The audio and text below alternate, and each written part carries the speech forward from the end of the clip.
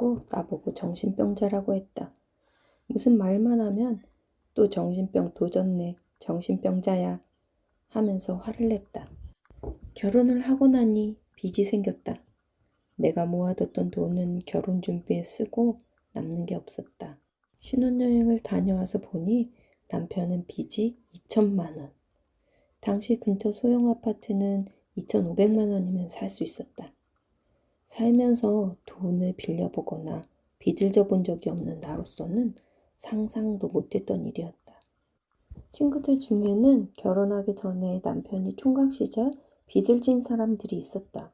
그런데 그 남편들은 시댁에서 돈을 다 갚아줘서 빚 없이 신혼생활을 시작했다고 했다. 결혼을 하고 한 달쯤 지났을까? 웨딩 앨범을 찾아가라며 사진관에서 전화가 왔다. 야외 촬영, 스튜디오 촬영 다 빼고 본식 촬영만 10컷. 그중 하나는 정말 놀랍게도 시어머니가 찍었다. 식이 끝나고 사진을 찍는 시간에 갑자기 자기 돈값들 사진을 찍어야 한다면서 파란 한복을 맞춰 입은 할머니들이 우르르 몰려나왔다.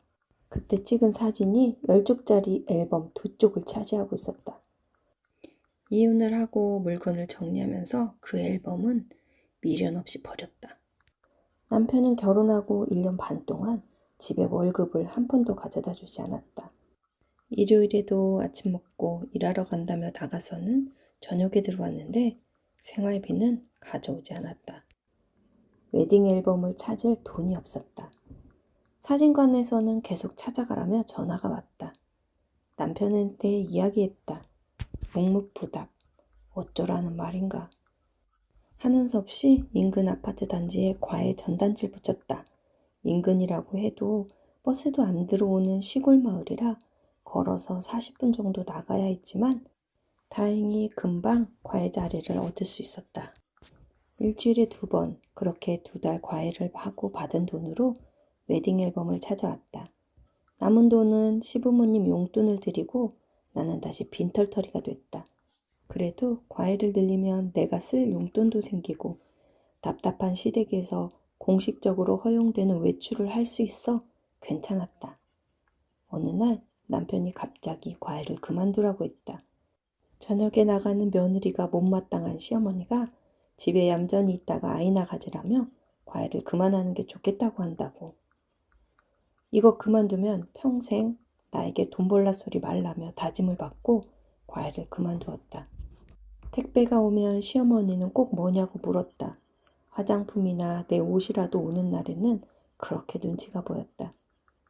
남편이랑 다투면 다음날 시어머니는 남편이 출근하기를 기다렸다가 나를 불러 네가 대체 뭐가 불만이길래 싸우냐며 나무랐다.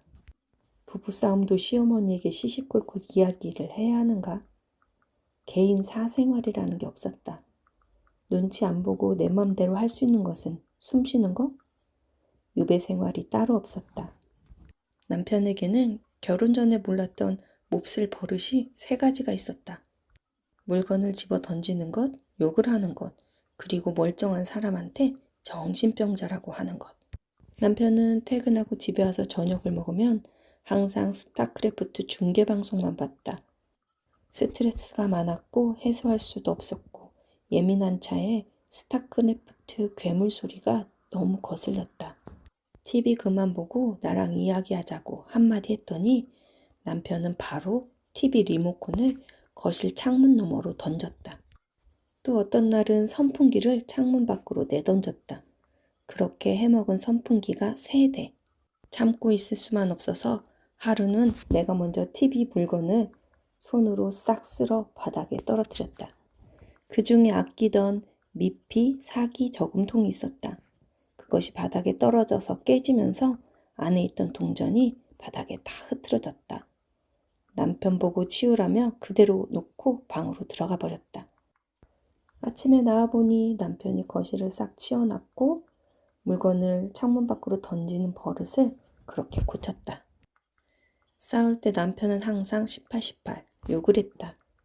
처음에는 그냥 넘겼는데 계속하는 모양이 점점 기분이 나빠서 그날은 내가 먼저 18 하면서 쌍욕이나 들으려고 대학 나와 시집 왔냐며 따졌다. 태어나서 욕을 처음 해봤다. 그 흔한 이년아 저년아 소리도 한 번 해보지 않았는데 18을 가장 먼저 했다. 이번에도 욕하는 버릇을 고쳤다. 문제는 정신병자. 하도 정신병자 소리를 듣고 나니 정말 내가 정신병자인 건가? 가치관에 혼란이 생겼다. 거기에서 벗어나기 힘들었고 전문가의 판단이 간절하게 필요했다. 인터넷을 뒤져 유명하다는 신경정신과에 가보기로 했다. 난생 처음 가는 거라 한 달 넘게 망설였다. 하지만 혼란스러운 마음을 정리하려면 용기를 내야 했다. 첫 번째 상담을 하고 의사는 남편을 데려오라고 했다. 이 남자가 갈 일이 없지 않은가.